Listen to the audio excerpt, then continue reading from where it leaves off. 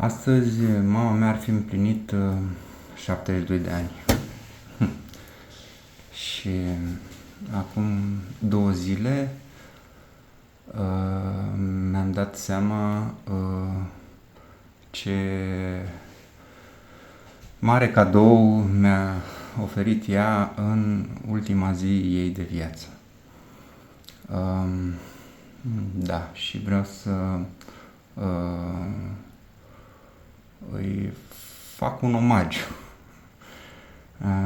A fost foarte greu să-mi dau seama că, de fapt, ea mi-a oferit un cadou.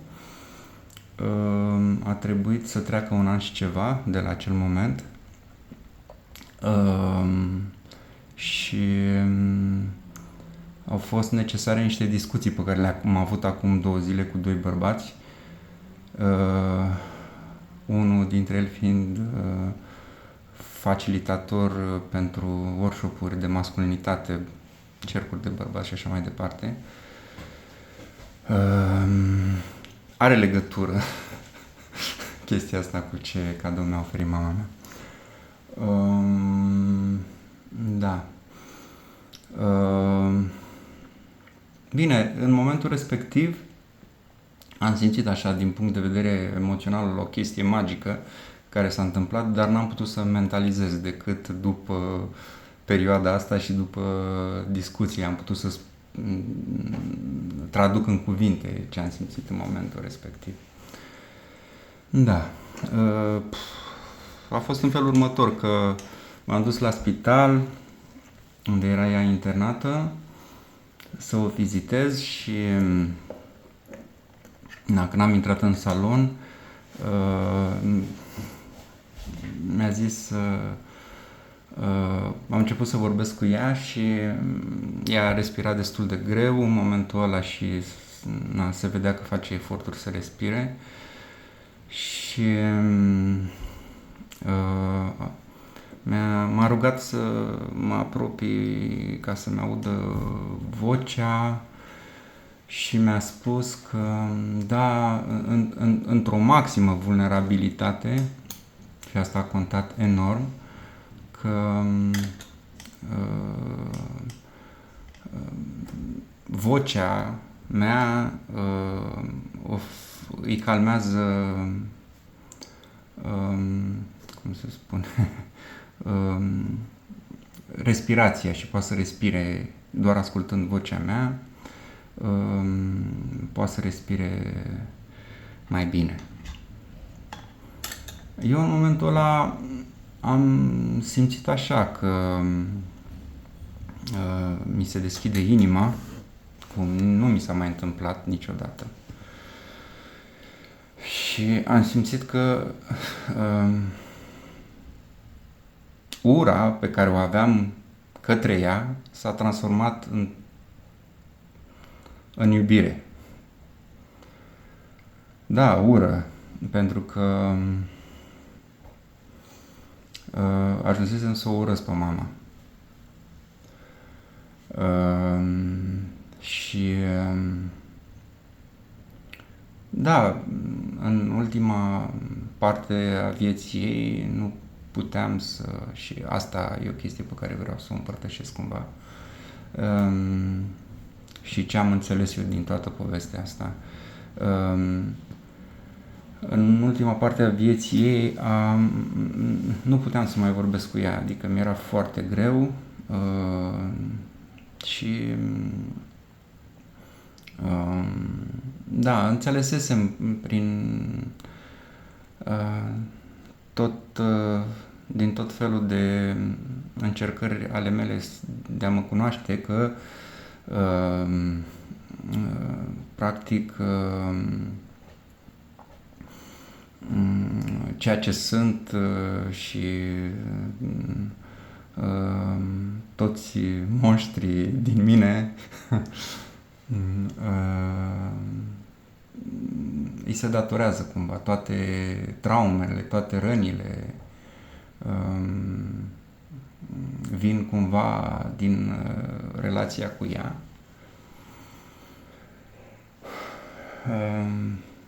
unde da, au fost momente în care nu m-am simțit iubit, nu m-am simțit, în care au fost foarte dură cu mine și nu mi se părea corect cumva. Nu am înțeles, dar cumva am ajuns la chestia asta și mi-am dat voie cumva să o urăsc pentru tot ce am suferit, pentru că a fost suferință. Și cumva am tot încercat să vorbesc cu ea, să-i spun, dar nu am reușit. Nu am reușit. Ideea este că în momentul ăla, cu o zi înainte să moară, am simțit că se întâmplă ceva. Nu mi-am explicat atunci, cu toate că eu căutam lucrul ăsta, adică am fost la foarte multe... Ce am tradus eu acum, că s-a întâmplat atunci, e că în momentul ăla, foarte simplu, s-a reconciliat relația mea cu mama. Am făcut pace, dar așa a fost energetic și emoțional și fără cuvinte spuse pentru așa ceva. Au fost niște cuvinte, dar am simțit pur și simplu. Și n-am reușit să traduc chestia asta decât acum. Și îmi dau seama că a fost foarte important și că este un cadou pe care mi l-a dat, pentru că eu de foarte mult timp am căutări în zona masculinității, să zic, pentru că sunt tată de 2 băieți și cumva mă simt responsabil să le ofer un gen de model pentru masculinitatea lor și mi-am dat seama că eu nu am astfel de modele. De asta am fost în foarte multe retreat-uri, de workshop-uri pentru masculinitate, pentru care am întâlnit bărbați, în care am lucrat cu chestia asta și am organizat și am încercat să și facilitez astfel de workshop-uri, dar tot timpul lipsea ceva, adică eram foarte committed și foarte... intenția era foarte clară că vreau să îmi descoper masculinitatea și să mi-o asum, aia autentică și adevărată. Și totuși toate încercările astea ale mele de ani de zile, ceva tot găseam, dar ceva lipsea. Și mi-am dat seama, acum mi-e foarte clar, pot să concluzionez că de fapt și sunt cuvintele astea care mi-au ieșit în timp ce acum 2 zile acel bărbat care facilitează cu grupuri de bărbați m-a ascultat și mi-au ieșit cuvintele astea pe gură în momentul ăla și cuvintele astea sunt că un bărbat nu este bărbat până nu ajunge, orice ar face el, până nu ajunge să își reconcilieze relația cu mama. Asta mi s-a întâmplat mie și acum nu știu dacă se poate spune asta despre toți bărbații. Probabil că sunt bărbați care nu au au avut parte de un model masculin foarte ok din copilărie și atunci mama a putut să se raporteze la ei doar ca mamă, nu ca și tată, că aici e problema, și atunci lucrurile sunt ok. Deci mi-e foarte clar. Și de ce zic reconciliere? Practic, ce observ eu la toți bărbații, lipsește chestia asta.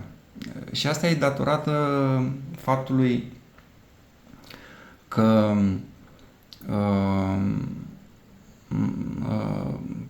practic, în copilăria noastră, cel puțin bărbați din generația mea, cred, sau nu mai, practic în copilăria noastră ne-a lipsit tatăl, deoarece era fucked up.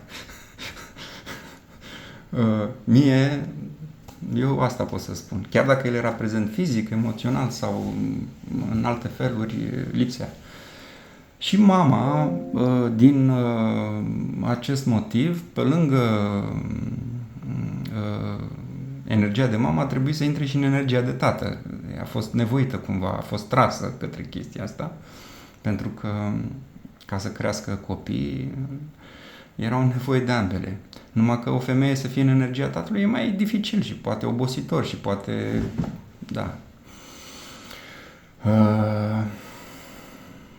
Și mă gândesc că o femeie nu poate să facă chestia asta, să fie și în energia tatălui, decât să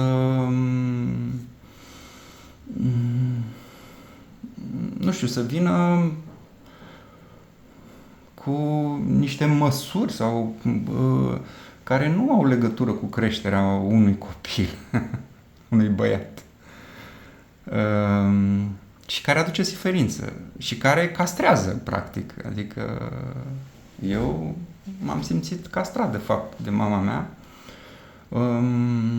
și asta m-a făcut să o urăsc.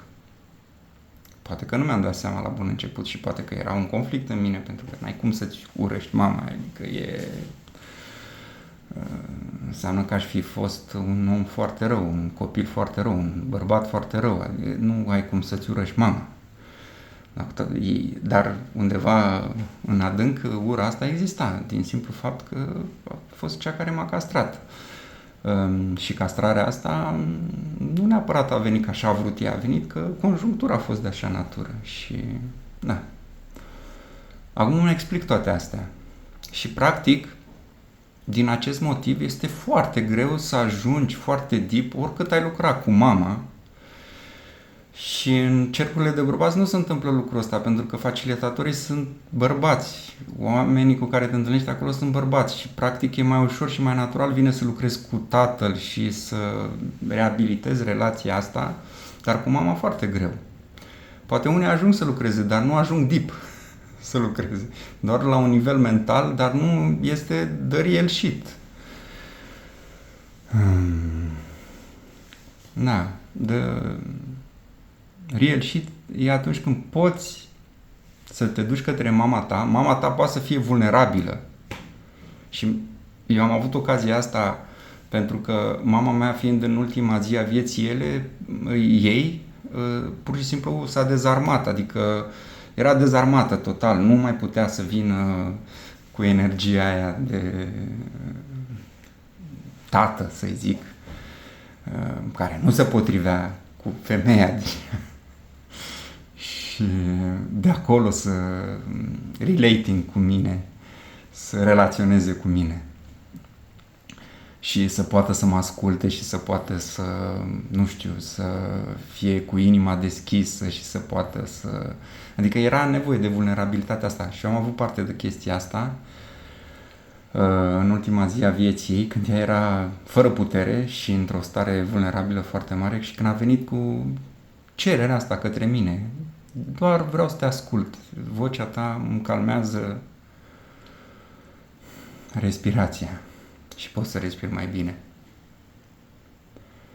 Atunci a fost foarte emoționant, am simțit că mi se deschide inima, am simțit că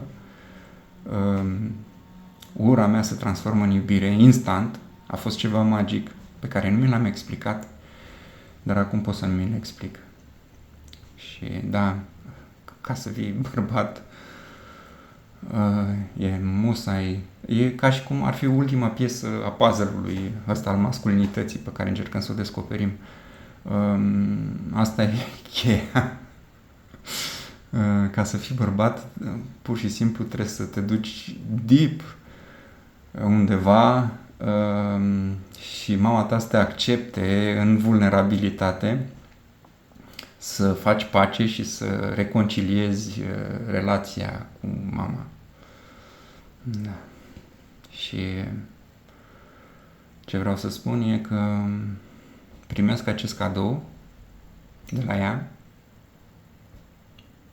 Nu pot să spun ultimul, bine, ultimul, că poate mai primesc și alte cadouri de unde o fie acum. Și îi sunt foarte recunoscător și că o iubesc. Da, mulțumesc.